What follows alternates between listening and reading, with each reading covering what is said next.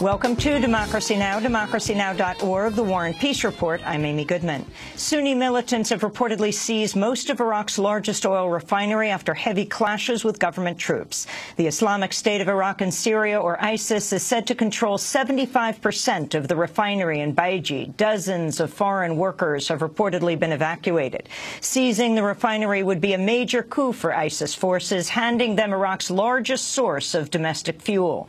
In other violence, at least 18 people were killed and over 50 wounded Tuesday in a pair of suicide bombings in Baghdad. Speaking earlier today, Iranian President Hassan Rouhani said Iran will not hesitate to protect Shiite holy sites in Iraq threatened by Sunni militants. Rouhani's comments come as the Obama administration said it remains open to cooperation with Iran on stopping the ISIS advance. U.S. and Iranian officials briefly discussed Iraq this week on the sidelines of nuclear talks in Vienna. But speaking in Washington, State Department spokesperson Jen Psaki played down expectations. They discussed the need to support inclusivity in Iraq and the need to refrain from pressing a sectarian agenda. In terms of where we go from here, we're open to continuing our engagement with the Iranians, just as we are engaging with other regional players on the threat posed by ISIL in Iraq. It is likely those discussions would happen at a lower level, and we don't expect further conversations with Iran on this issue in Vienna. The New York Times, meanwhile, reports the Obama administration is considering an airstrike campaign against Sunni militants similar to its drone attacks in Yemen. Obama has invited congressional leaders from both parties to the Oval Office today for a briefing on Iraq. The U.S. has captured a suspect accused of masterminding the deadly 2012 attack on the U.S. diplomatic compound in Benghazi, Libya. The raid killed 4 Americans, including Ambassador Christopher Stevens. Ahmed Abu Khattala was nabbed in Libya over the weekend in a raid coordinated by the FBI and the U.S. military. President Obama hailed Khattala's capture. It's important for us to send a message to the world that when Americans are attacked, no matter how long it takes, we will find those responsible and we will bring them to justice. And that's a message I sent the day after it happened, and regardless of how long it takes, we will find you.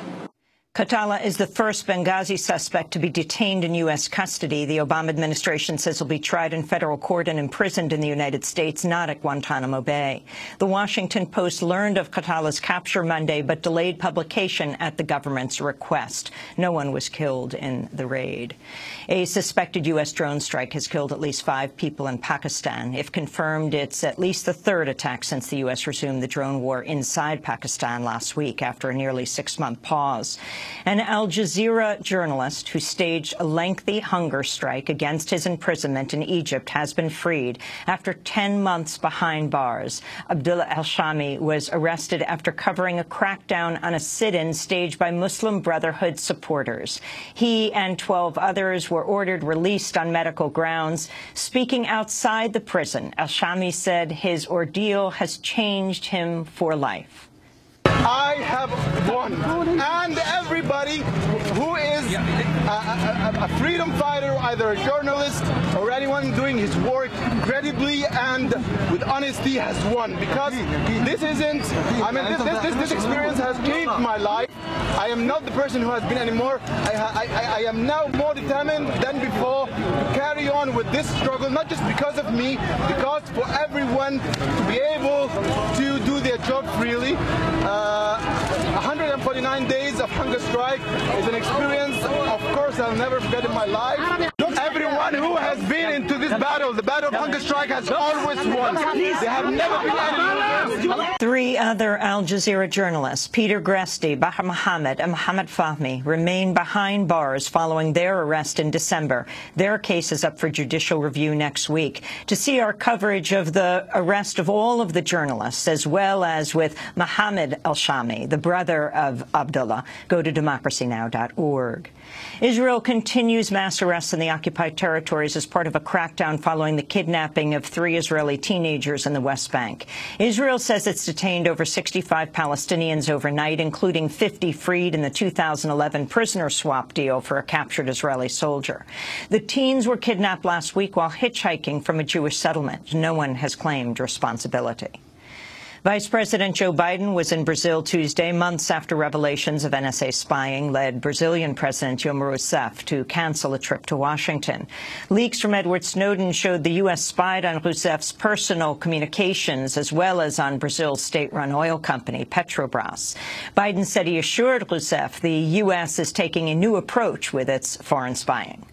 We discussed U.S. surveillance programs that were disclosed last year. I know the issue matters a lot to people here. Quite frankly, it matters a lot to the people of the United States as well. And President Rousseff and I had a chance to have a candid conversation about it. And I told her what she already knew, that President Obama ordered an immediate review after we learned of the disclosures. And based on his instructions, we have made real changes in our process. And we are taking a new approach on these issues. Vice President Biden's visit to Brazil comes 2 weeks after Snowden announced he's applied for asylum in Brazil. His temporary asylum in Russia is due to expire in August. Biden, meanwhile, also announced the U.S. will hand over internal documents related to Brazil's military dictatorship from 1964 to 1985. I was pleased to announce that the United States is standing up a special project to declassify and share with Brazil's National Truth Commission documents that shed light on Brazil's 21-year military dictatorship, which is obviously of great interest to the president. And we turned over an initial batch of those documents today to the Brazilian government.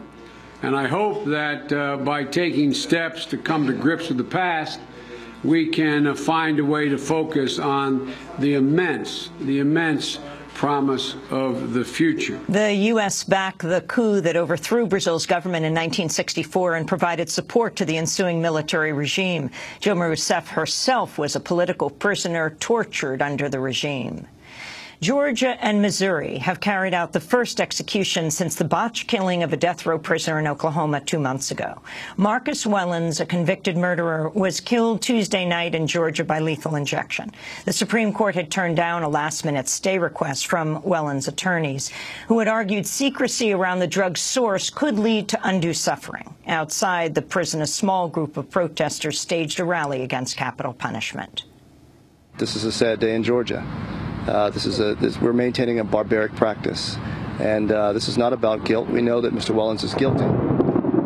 This is about the dignity of human life. After Missouri executed John Winfield, also a convicted murderer, Winfield had initially won a stay following allegations state officials threatened a prison staffer who was supportive of granting him clemency. But a U.S. appeals court waived the stay earlier Tuesday. Another execution is planned for today in Florida. A trial is underway after years of delays for 4 Blackwater operatives accused of killing civilians in the 2007 massacre at Baghdad's Nissour Square.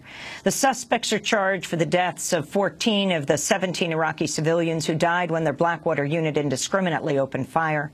The case has lagged for years, with prosecutors accused of dragging their feet in a lower court's dismissal of charges in 2009.